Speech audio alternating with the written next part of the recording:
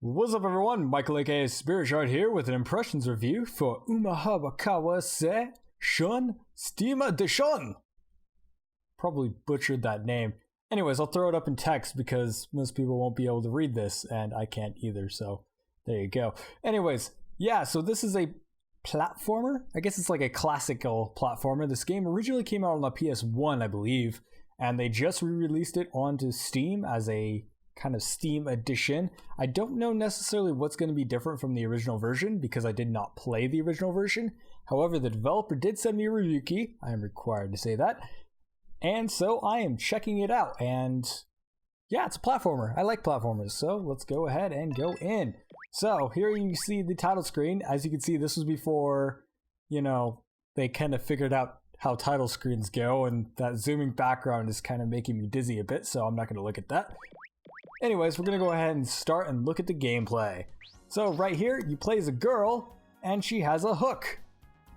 And they do the tutorials by showing a little video at the start. Now do keep in mind, this was originally built on the PS1, or released on the PS1, and so it assumes that you know exactly what your controls are, and so I suggest playing with a controller, like most likely a 360 controller, like a gamepad. Just because it's going to assume automatically and set all your controls automatically and everything. I'll talk more about that when we get into settings and stuff like that. However, let's talk about gameplay. So as you see, I am grabbing fish, and if you didn't notice, those fish have mutant legs, which is quite scary. Oops, wow, I screwed that up. This is the first level and I already messed up. Anyways, yeah, so you play as a little girl, or quote-unquote 19-year-old girl, so I guess she's not little, and you have a hook. You can use the hook to grab onto mutant fishes. If you are holding onto them with the hook and you walk into them, you will actually pull them into your backpack, so you're essentially fishing.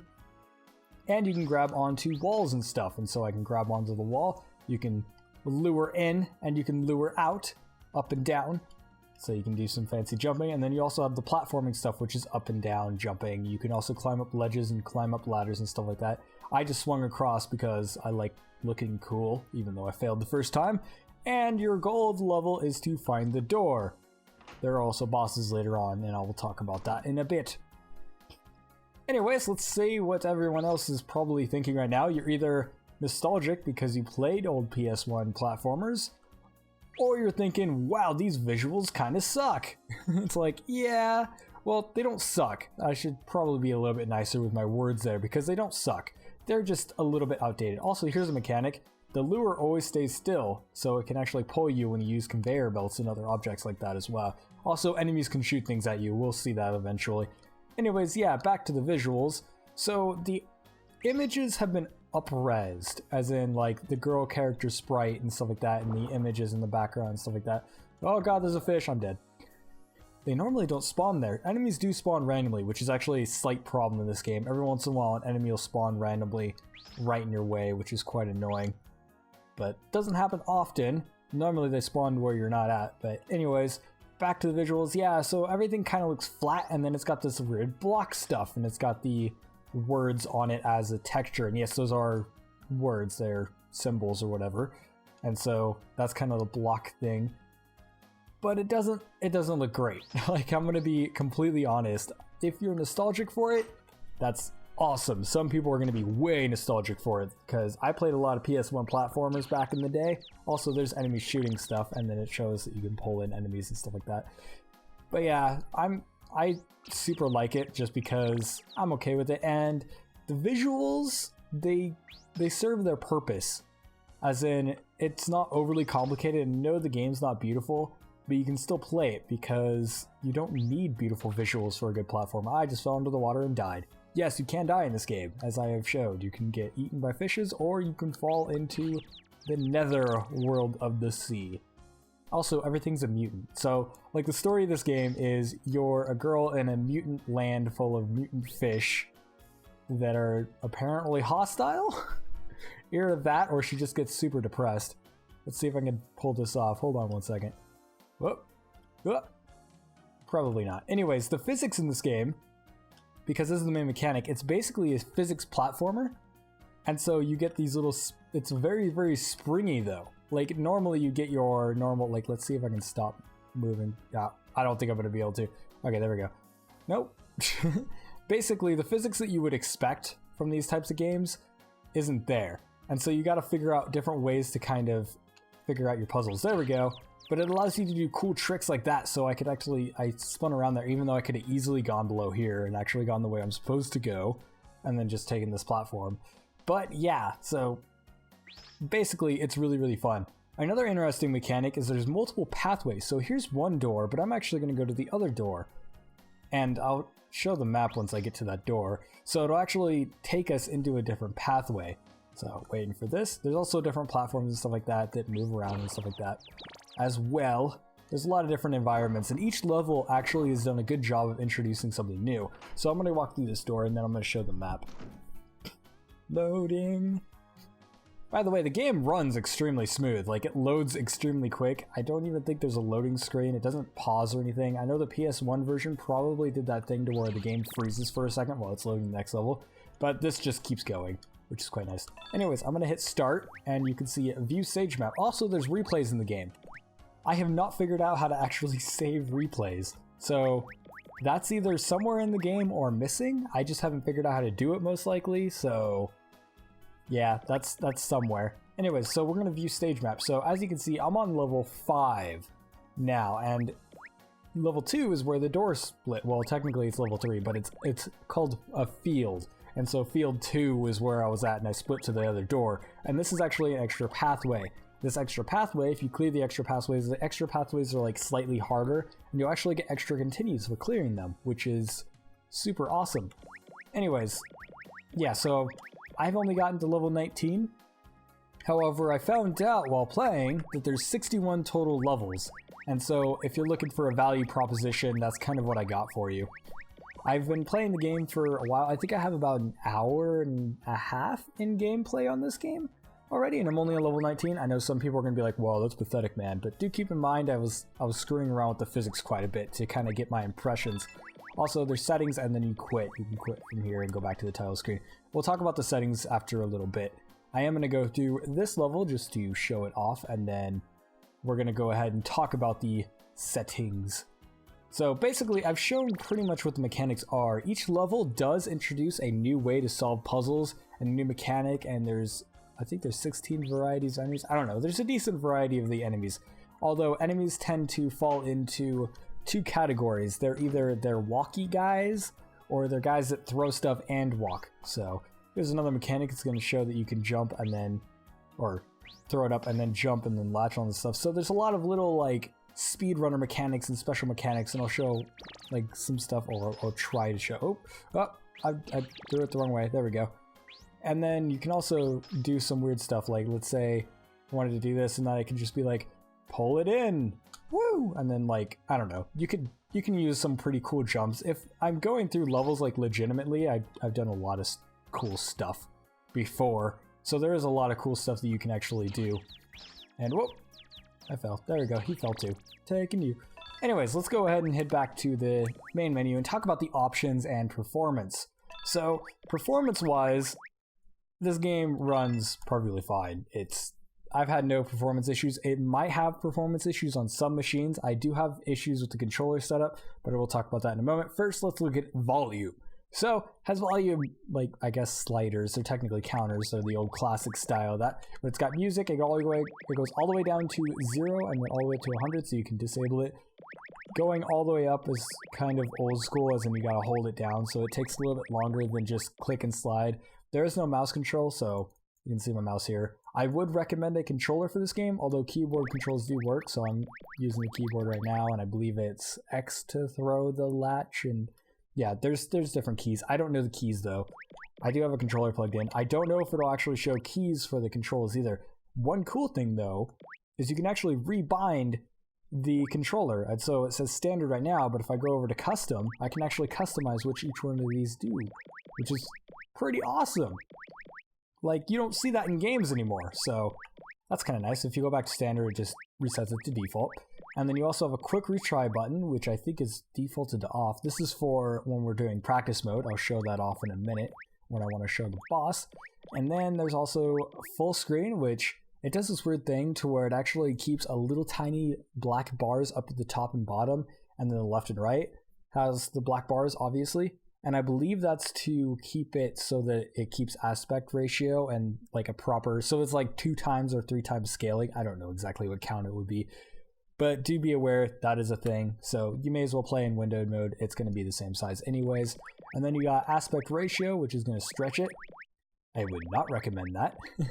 And then you have size, which makes it bigger and smaller, which back in the PS1 days, you would use that because of tube TVs and stuff like that. And so it would like cut it off a little bit, or it would be like, I don't know, maybe it didn't fill the entire screen and you could make the size bigger and it would actually render on the screen properly. Yeah, right now in modern day, this has absolutely no use. You can just adjust the window size. Like you can change the size of the window and it will change with it. So it's dynamic and all that. So it actually does adjust resolution, which is nice. And then you have language, you have English and Japanese. I guess it changes the main menu and that's about it because there's really no other text. They do a good job of making sure everything's visual in this game. And I don't think there's any dialogue either, so anyways, it's still a nice thing to have. And then you have date format and time format. I assume that's for replays and your leaderboards and stuff like that. And you have a confirmation button, which is quite nice. You can change it between A and B. For people who don't know, in Japan, a lot of games actually use B as a confirm button, which I actually like it that way, but I kept it on A because I've played so many English games that A has become kind of standard, or cross, depending on the controller that you're using. Now, one thing before we exit here, I do want to talk about the controls, is I'm going to bring up the little menu. If you click on File while you're in window mode, you click on File and then there's going to be a thing on pad settings, you'll get this thing and you'll notice, oh, did his frame rate just get choppy? No, the window just lags and sometimes it even crashes my game. Did it crash? No, it didn't. Okay, so anyways, sometimes it decides that it's not, oh, yeah, I think it crashed. Yeah, so sometimes it crashes my game. Anyways, there it goes. Now it's back. This thing lags like hell, and you actually have to select your controller, and for each of these... Okay, come on. Am I getting my stuff back? Alright, so if you hold down a button, it'll show it on here, and then on here, you actually have to scroll down and find the button and stuff like that.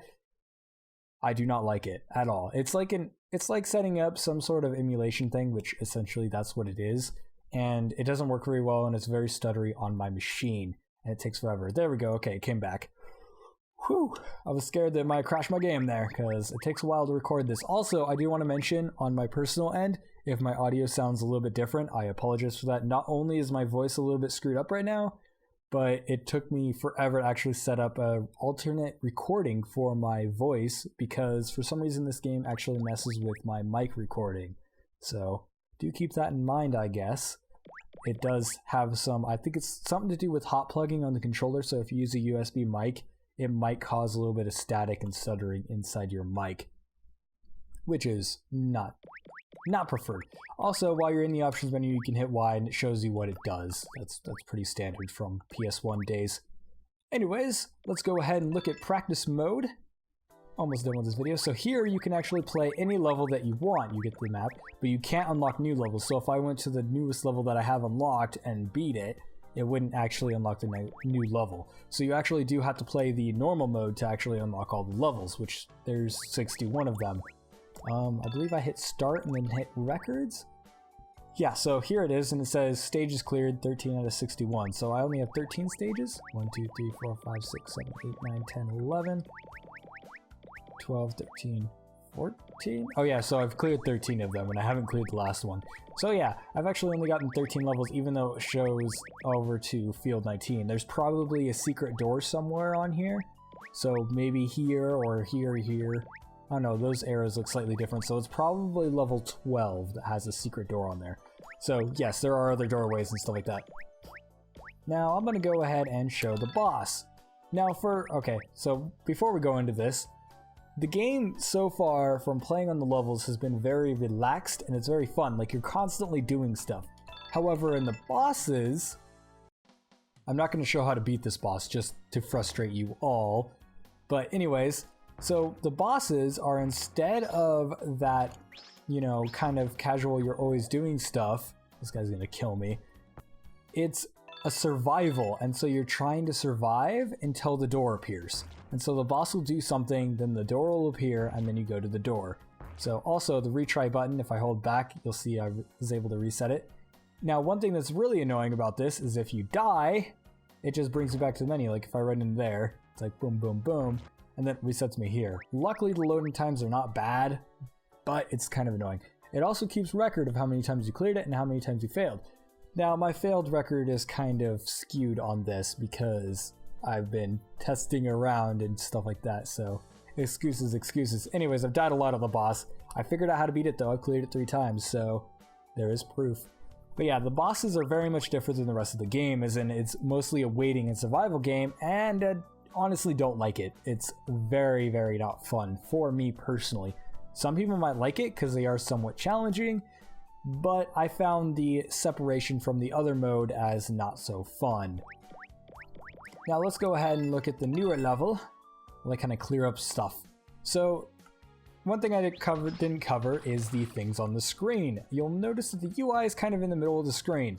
I don't know if that's a glitch or if that's actually how it's supposed to look, but I'm gonna judge it as in that's supposed to how it's look because that's how it is on my machine. So I'm obviously going to assume that. The thing, oh, I died.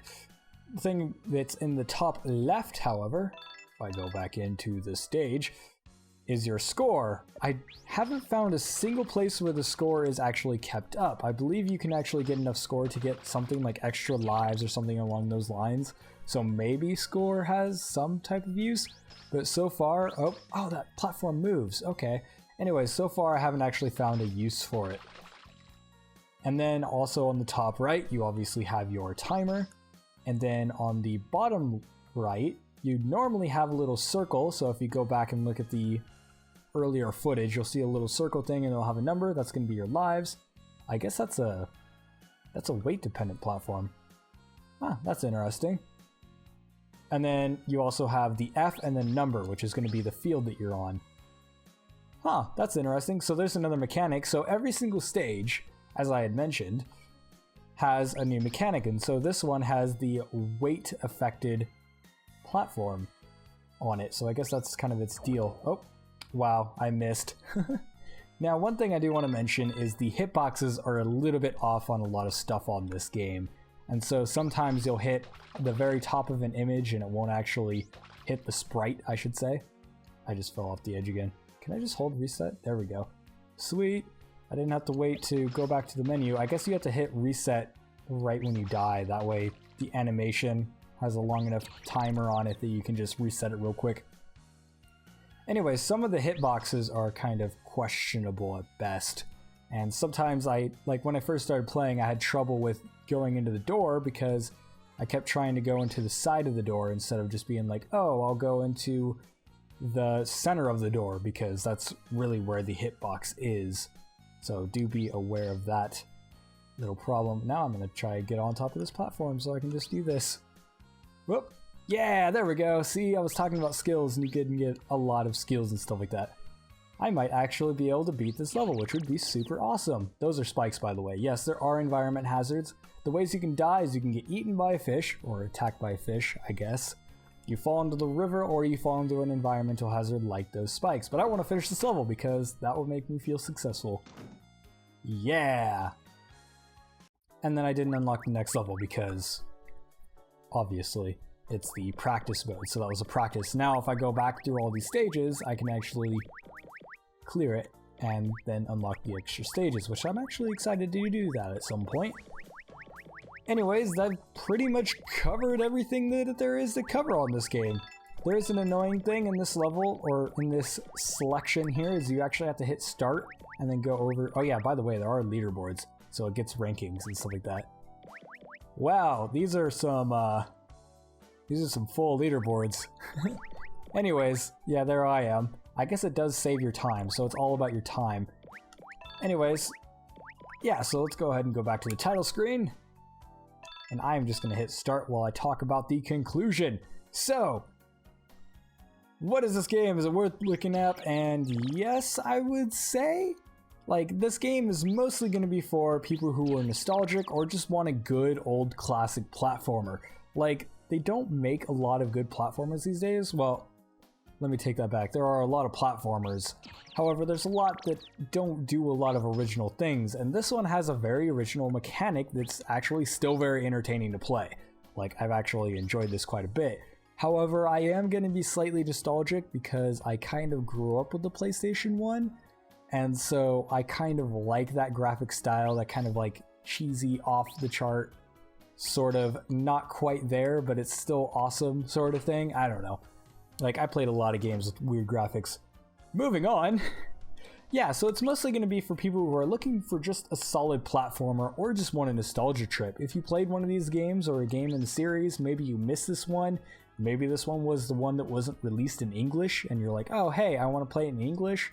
Then there you go. You know, you totally got it. It's got adjustable resolutions. It runs well, and it's a decent port outside of the controller issues. The game itself is pretty good as well. Like, it's a really good platformer. I wouldn't say it's one of the best platformers that I've ever played because, quite frankly, I've played a lot of platformers and I like the Sonic type platformers, like momentum platformers. And so this isn't necessarily my style, but I do like the physics integration and all of that type of stuff, and it's got some really nice ideas. I like that it changes everything up in every single level as well. However, some people aren't going to like it because, quite frankly, it's an old game now. It's not exactly perfect. The visuals aren't going to be up to snuff. The audio is okay, but not perfect. Like, I think the audio is actually pretty high quality for the PS1 days. The music is very simple. The sound effects are alright.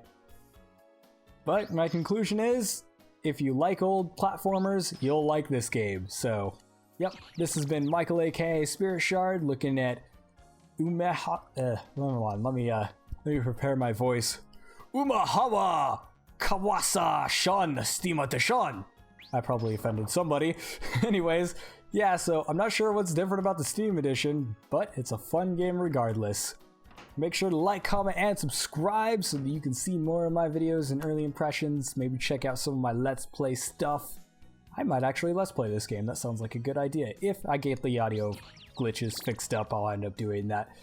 But yeah, once again, this has been Michael aka Spirit Shard. See you guys in the next video.